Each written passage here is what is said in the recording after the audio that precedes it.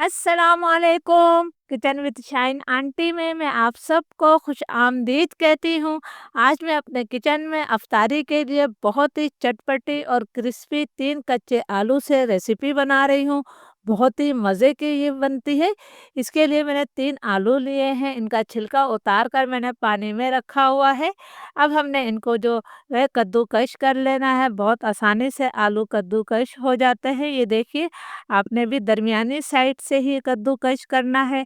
तो मैं तमाम आलू को जो है फटाफट कद्दूकस कर लेती हूँ। तीनों आलू को मैंने कद्दूकस कर लिया है। आलू में बहुत ज़्यादा स्टार्च होता है, तो हमने हल्के हाथों से इन आलूओं को मसल लेना है।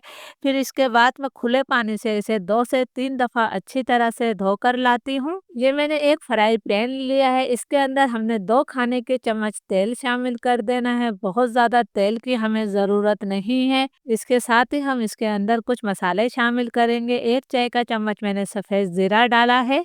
1 चाय का चम्मच में कुटी हुई लाल मिर्च डाल रही हूँ। 1 चाय का चम्मच ही हम इसमें नमक शामिल कर देते हैं। क्वार्टर टी स्पून मैंने इसके अंदर हल्दी पाउडर शामिल किया है।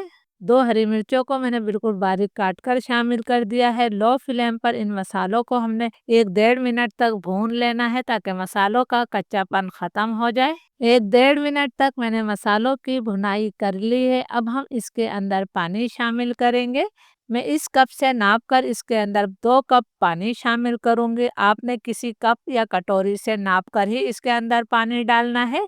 ये मैंने पूरे 2 कप पानी डाल दिया है। अब हम पानी में उबाल आने का इंतज़ार करेंगे। पानी में उबाल आ गया है, तो अब हम इसके अंदर आलू शामिल करेंगे। आलू को खुले पानी से 2 से 3 दफ़ा मैंने अच्छी तरह से धोने के बाद इनका तमाम पानी निकाल दिया है। फ्लेम मैंने लो टू मीडियम कर दिया है। लो टू मीडियम फ्लेम पर हमने इन आलू को तकरीबन 2.5 से 3 मिनट तक पका लेना है। 2.5 से 3 मिनट जब हम आलू को पकाएंगे तो आलू भी हमारे नरम हो जाएंगे। फिर उसके बाद मैं आपको बताऊंगी कि हमने इसके अंदर क्या डालना है। लो टू मीडियम फ्लेम पर आलू को पकते हुए 3 मिनट हो गए हैं, तो अब मैं इसके अंदर 1 कप सूजी शामिल करूंगी।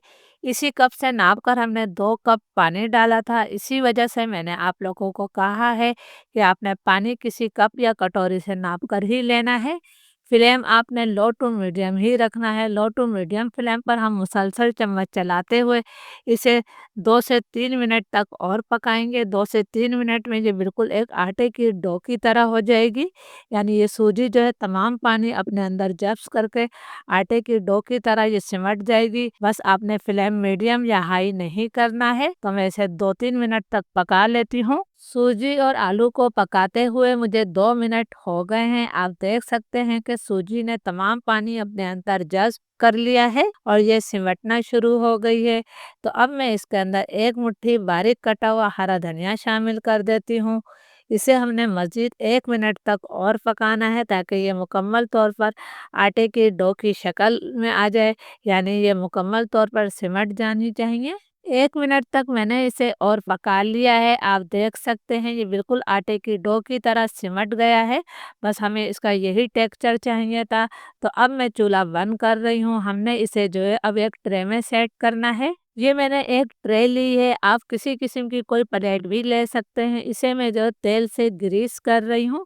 आपने बहुत अच्छी तरह से ग्रीस करना है। ट्रे को मैंने ग्रीस कर लिया है। अब जो हमने आलू और सूजी का मिक्सचर बनाया है, ये हमने गरम गरम ही ट्रे में सेट कर लेना है। बहुत आसानी से ये सेट हो जाएगा। किसी किस्म की आपको कोई प्रॉब्लम नहीं होगी। आपने अच्छी तरह से दबाते हुए इसे सेट करना है। इसे मैंने बहुत अच्छी तरह से दबा दबा कर ट्रे में सेट कर लिया है। अब मैं इसे 15-20 मिनट के लिए फ्रिज में रख दूंगी, ताकि ये मुकम्मल तौर पर ठंडा हो जाए। फिर हम इसकी कटिंग करेंगे। 20 मिनट बाद मैंने इसे फ्रिज से निकाल लिया है। ये मुकम्मल तौर पर ठंडा हो गया है। अब हमने इसकी कटिंग करनी है। आप अपनी पसंद के किसी भी शेप में इसे काट सकते हैं। तो मैं पहले बीच में एक कट का निशान लगा रही हूँ। हमने इस तरह से 2 हिस्सों में तकसीम कर दिया है।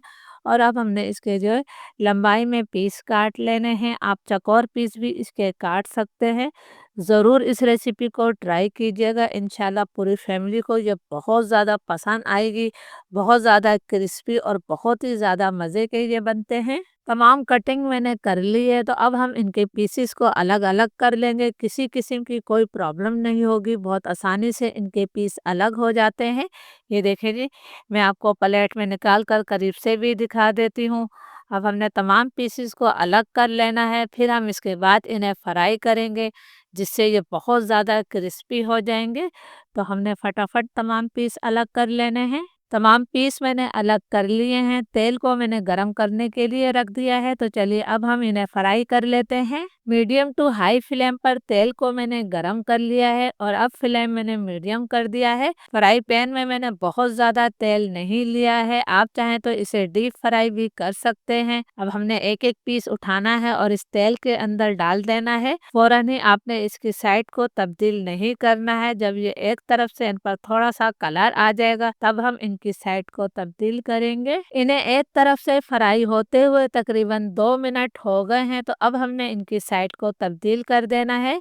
आप देख सकते हैं कि इन पर हल्का सा गोल्डन कलर आ गया है। मैं इन्हें अलट पलट करते हुए इतनी देर तक फ्राई करूंगी कि इन पर बहुत ही अच्छा सा गोल्डन ब्राउन कलर आ जाए और ये अच्छी तरह से क्रिस्पी हो जाए। मैंने इन्हें अलट पलट करते हुए अच्छा सा गोल्डन ब्राउन कलर आने तक फ्राई कर लिया है। आप देख सकते हैं माशाल्लाह ये कितने ज़्यादा क्रिस्पी हो गए हैं और इन पर बहुत ही प्यारा कलर भी आ गया है। मैं इस वक्त तमाम को फ्राई नहीं कर रही हूँ, बाकी को हम फ्रीज कर देंगे। इन्हें आप फ्रीज करके 1 हफ्ते तक इस्तेमाल कर सकते हैं। अभी मैं सिर्फ थोड़े से ही फ्राई कर रही हूँ। अब हम इन्हें तेल से निकाल लेते हैं।